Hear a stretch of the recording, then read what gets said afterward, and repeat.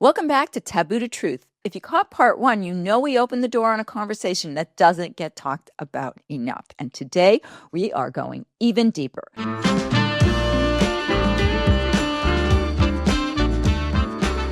Show us a couple of those toys, if you have them there, that you designed. There was an anal toy that was pretty cool. And then there was one with these little bally things on it. I could to put them away. I'm quite terrible with that. My place is kind of crazy right now. I'm not personally, I'm not really into anal toys. It's not something that I enjoy that much. And I've just found that a lot of the anal toys in the market, even the small ones, tend to be a little bit too big for someone who's not really into it.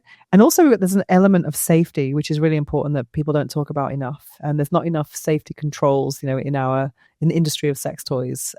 So it's really important that an anal toy has a big, wide, flared base. Otherwise you can end up in the emergency room, so it can get absorbed by the body, which is very dangerous. So I wanted to create something that is just more about expanding or kind of training the sphincter and just the entrance of the anus. Because even if you don't want to have something inside, everyone has a very sensitive anus. It's a very sensitive area. So I created this, I designed this in collaboration with Satisfyer. It's absolute beginner anal. I haven't seen anything this small before. And so it has a kind of big vibrating base and this tiny little plug. So it's a very different type of toy. And it's kind of nice that it's very flexible as well. So you can actually have it completely externally if you want. So that's something that's kind of nice if you want to explore that type of stimulation. And also another toy that I made is the Tri-Ball from Satisfy. It's very flexible. And when people see this, they thought, oh my God, it's basically a long, how would I say, like a phallus, not but very thin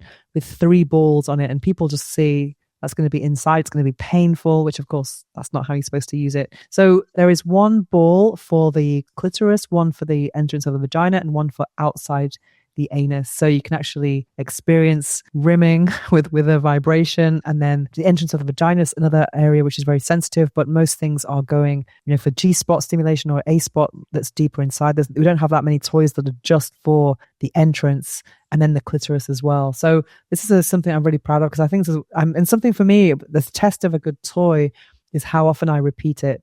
Because if I'm repeating it after the review, then it means it's really good. If I'm like, I don't want to put that away. But this is something I've used a lot. And because it's got 3 balls, 3 motors, it's just really nice. And there's one setting on it that goes do, do, do. So you can actually really distinguish the sensations between, the clitoris, the vagina, and the outside the anus. So yeah, something that's really cool. Wow. That looks like fun. Put it on my shopping list. I cannot justify trying it now because I've got so many toys to test right now, so I can't justify it. Well, you must have pretty orgasmic days. Yeah, today I tried something amazing. This new toy from Swacom called Duo Glow. It's a very versatile toy. I might have a box here. I've got the box here. So I only got half of it here, but it's a toy that it's kind of like a rabbit when it's put together, but it's 2 components that can be separated. And the shaft, I think it spins and thrusts, and then the external component actually taps. So if someone is, let's say, bored of vibration, I think it's really interesting to see now that there are more types of stimulation that people are exploring that go beyond vibration. So things that are like tapping, like thrusting. I think it's super, and in the air as well, which is, I think it might be 10 years old, that type of stimulation now, the air stimulation. Are you seeing anything particularly interesting, like with AI or coming down the pike, or have you tried anything particularly? I've seen some apps that are starting to include it, but I haven't really tried it personally. I'm not really sure. What I've seen is kind of like interacting with this fake AI person. But that doesn't really excite me personally. So I've got enough happening in my head. Yeah. I don't need that. I've got AI.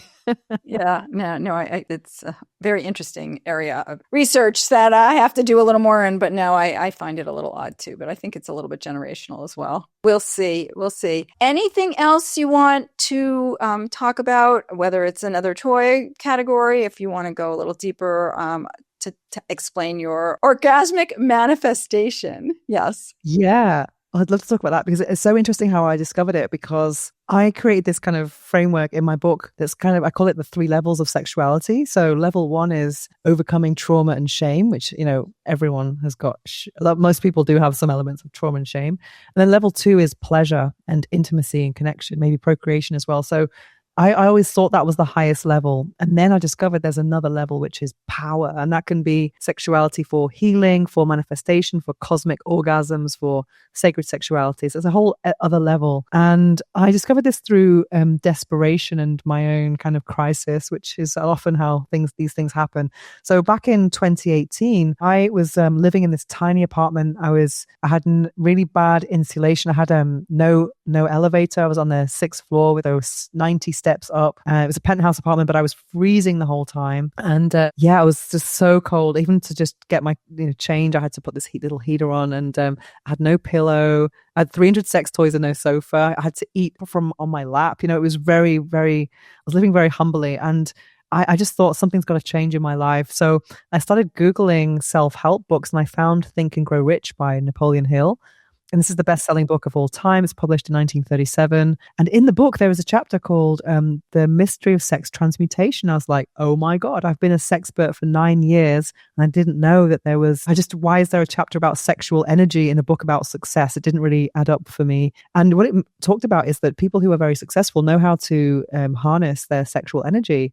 And I thought, wow, that's so interesting. So I was in a moment of poverty, and I'm a sexpert for 9 years at this point. And I started sexual transmutation is basically, instead of like giving into this horny instinct when you are, desiring an orgasm or even connection with another person, you would kind of like meditate or breathe that energy towards a goal in your life, which sounds interesting, but I thought that sounds like a form of orgasm denial or something. So I kept Googling, and I was Googling sexual energy in manifestation or orgasm and manifestation. Then I found a video about orgasm and manifestation. I was like, oh my God. So it's basically as simple as setting an intention before you orgasm, an intention like, I want to travel more, I want love, I want more money, and then just enjoying the process of masturbation, some self-pleasure.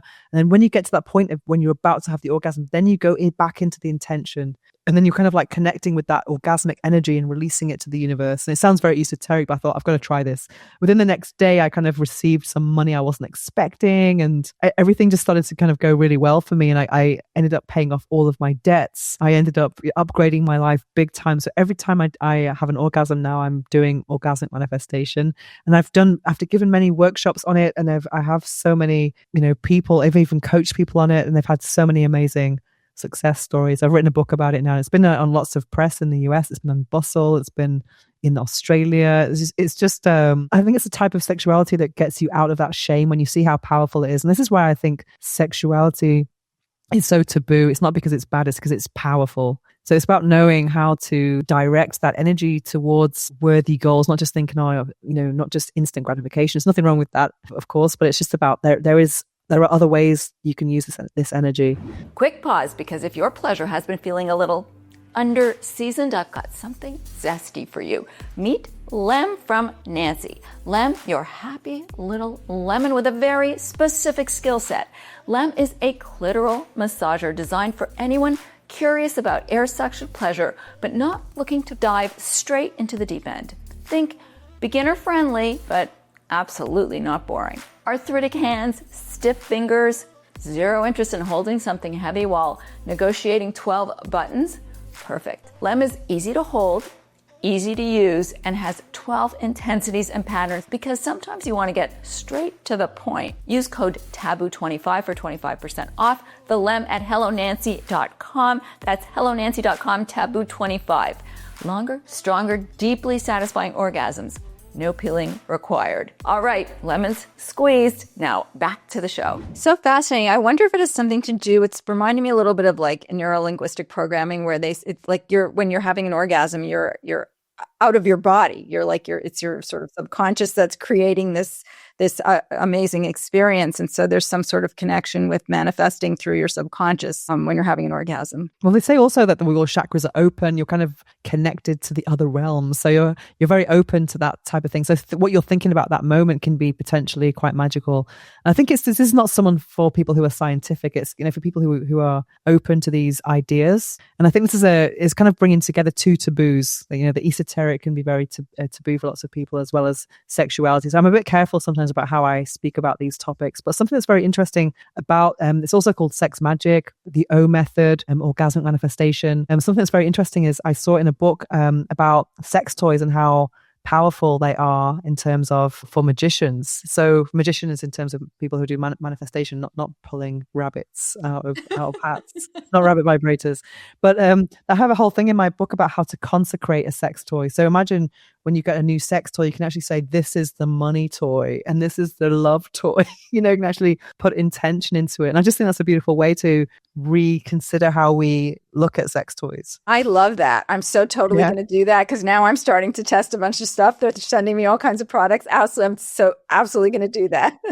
Yeah, of course, do meditation with it and have it in your hands and really get that energy. It's very similar to the law of attraction. So you're imagining that you already have the thing you want. You're connecting with the emotion behind it. And it's really interesting because feeling is everything when you're thinking about what you want to manifest. So it's not so much about the thing, but the feeling. So the feeling of love or the feeling of going on holiday, that excitement, So I have a whole chapter in the book called How to Eroticize Your Desire. So if you want a new car, for example, you can imagine having sex in the new car with that new car smell, your naked skin sticking to the leather seats. They're just trying to get a lot of sensation in there. And I think for me, I have a very vivid imagination. So I wanted to use the imagination for really empowering purposes, because imagination is really important for manifestation. You have to really be able to manifest, to imagine and visualize your ideal desired outcome. They say if you feel your brain goes back to what's familiar. So if it believes that this is actually happening, even if it's not, it's going to believe it's happening. And so then it will happen.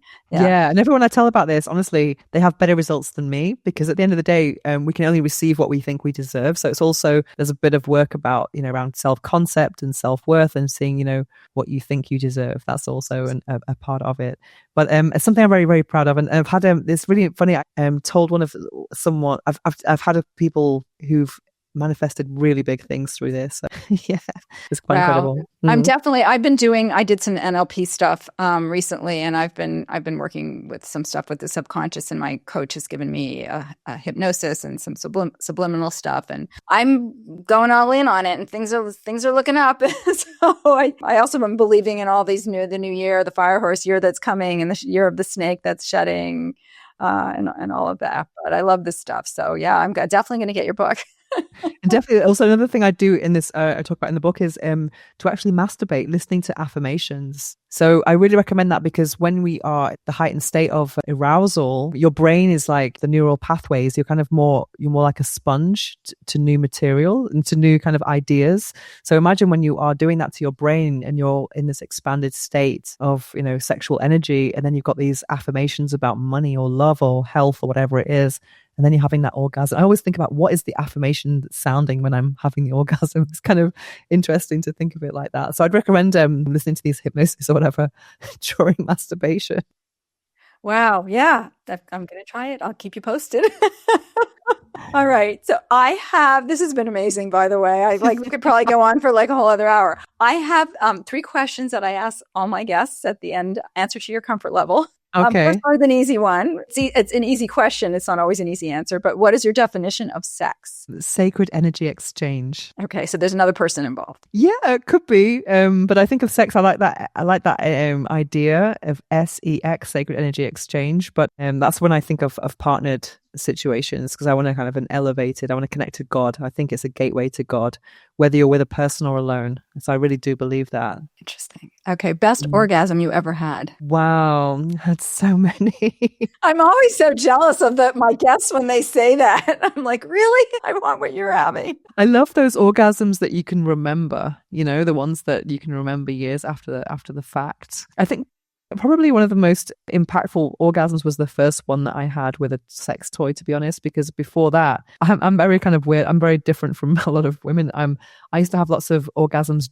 during penetration, but never alone. So that made me a little bit of a reliant on my sometimes toxic partners. So, or being in relationships because I needed the sex, and I couldn't bring myself to orgasm. So I was in my late 20s. I thought, I've got to stop this pattern. So I bought my first rabbit, and I tried to use it, and then nothing really happened. And I, every so often for a few months, I was kept trying this rabbit over and over.